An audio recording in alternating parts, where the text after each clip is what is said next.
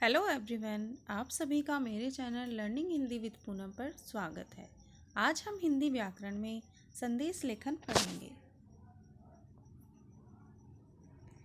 संदेश का अर्थ जानकारी, समाचार, खबर, आज्ञा या आदेश। वह कथन या आदेश जो मौखिक या लिखित रूप से एक व्यक्ति से दूसरे व्यक्ति या समूह को दिया जाए, संदेश कहलाता है। संदेश प्रेरणात्मक होता है। संदेश अनेक प्रकार के हो सकते हैं, जैसे शुभकामना संदेश, जन्मदिवस संदेश, पदोन्नति होने पर, उत्तीर्ण होने पर, पर्व और त्योहार, दीपावली, स्वतंत्रता दिवस, होली, ईद आदि पर दिए जाने वाले संदेश।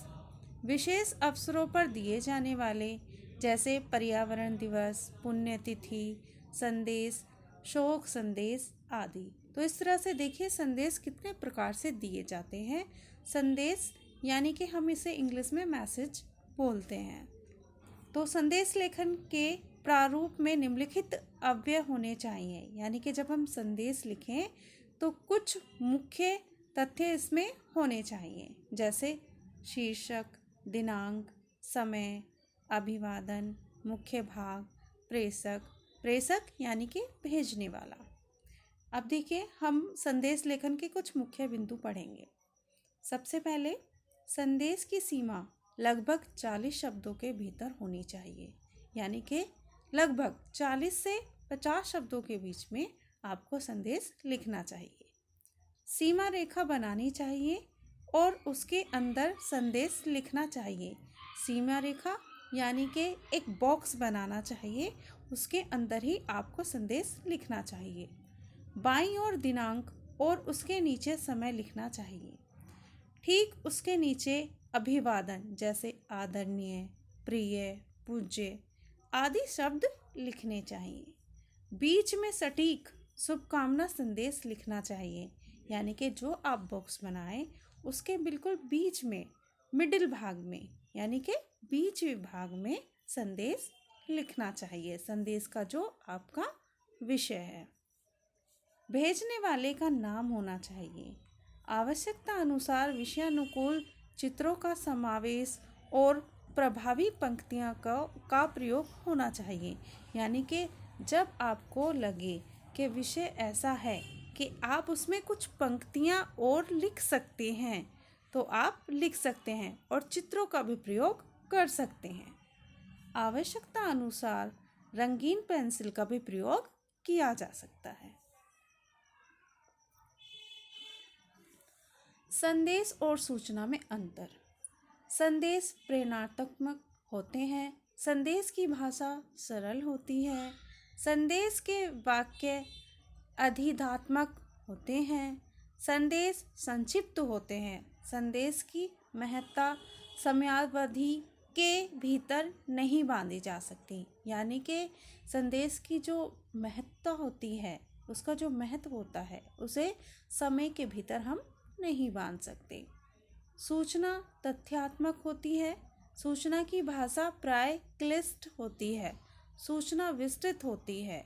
सूचना की महत्ता निश्चित समय एवं दिवस तक की होती है, यानी कि जब हम किसी को कोई सूचना देते हैं तो वो उस दिन या उस समय की ही सूचना होती है, वो समय में बधित होती है। संदेश लेखन का संक्षिप्त इतिहास। यहाँ पर हम थोड़ा सा संदेश लेखन का इतिहास भी जानेंगे। तो देखिए, संदेश लेखन का सर्वप्रथम प्रयोग 1992 में किया गया था। 22 वर्षीय नील पेपवर्थ ने अपने निजी कंप्यूटर का प्रयोग करते हुए वोडाफोन नेटवर्क का इस्तेमाल करते हुए रिचर्ड जार्विस के फ़ोन पर क्रिसमस की शुभकामनाएं संदेश भेजा था। मानक संदेश लेखन 940 बाइट्स तक सीमित है, जो अंग्रेजी वर्णमाला के 960 अक्षर, हिंदी के 30-40 अक्षर के बराबर होते हैं। तो देखिए, ये संदेश लेखन का एक छोटा सा इतिहास मैंने आपके सामने प्रस्तुत किया है। यहाँ पर हम संदेश के कुछ उदाहरण देखेंगे। तो देखिए, पहला देखिए, शतरंज में स्वर्ण पदक जीतने पर मित्र को शुभकामना संदेश। तो यहाँ पर मित्र ने स्वर्ण पदक जीता है शतरंज में, तो हम उनको क्या शुभकामना का संदेश भेजना चाहते हैं। तो हमें कैसे लिखना चाहिए, तो देखिए यहाँ पर सबसे पहले हम दिनांक लिखेंगे, जैसे 10 जून, ठीक है। उसके बाद हम समय लिखेंगे कि हमने किस समय यह संदेश लिखा है, और जिसको हम लिख रहे हैं हमारा मित्र है तो प्रिय मित्र है। तो देखिए संदेश हम कैसे लिखेंगे। कल शाम टेलीविज़न में तुम्हें देखा, तुम्हारी उपलब्धि के विषय में पता चला कि शतरंज में तुम्हें स्वर्ण पदक मिला है और राष्ट्रीय स्तर के खिलाड़ी के रूप में तुम्हारा चयन हो गया है। तुम्हारी मेहनत ने तुम्हें आज अत्यंत ऊंचा दर्जा दिलवाया है।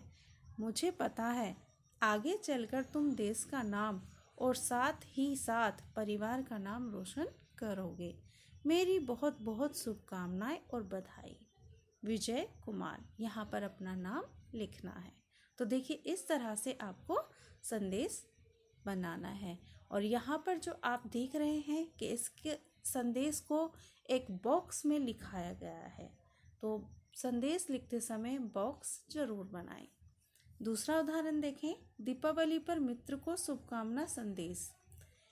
फिर वही आपको दिनांक लिखनी है, समय लिखना है, और आप अपने प्रिय मित्र को लिख रहे हैं तो प्रिय मित्र का नाम लिखकर वहाँ पर आपको जो आपको संदेश लिखना है, तो आपको दीपावली की यहाँ पर शुभकामनाएं देनी है। तो देखिए ऐसे लिखेंगे, कल दीपावली है, इस प्रकाश पर्व के अवसर पर मैं ईश्वर से प्रार्थना करता हूँ कि यह पर्व आपके परिवार में सुख, समृद्धि एवं आरोग्यता लेकर आए। इस पावन प्रकाश पर्व पर मेरे परिवार की ओर से आपको और आपके परिवार को हार्दिक शुभकामनाएं। फिर अपना नाम लिखेंगे। तो देखिए इस तरह से आपको ये बधाई संदेश लिखने हैं। ये देखिए एक संदेश और आप यहाँ पर देखिए कि गणतंत्र दिवस पर देशवासियों के नाम संदेश लिखिए।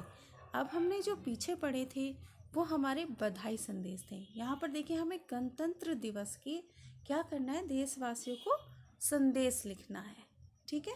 तो देखिए सबसे पहले वही आपको क्या लिखना है, दिनांक, फिर समय, फिर देखिए गणतंत्र दिवस के इस पावन अवसर पर समस्त देशवासियों को हार्दिक शुभकामनाएं।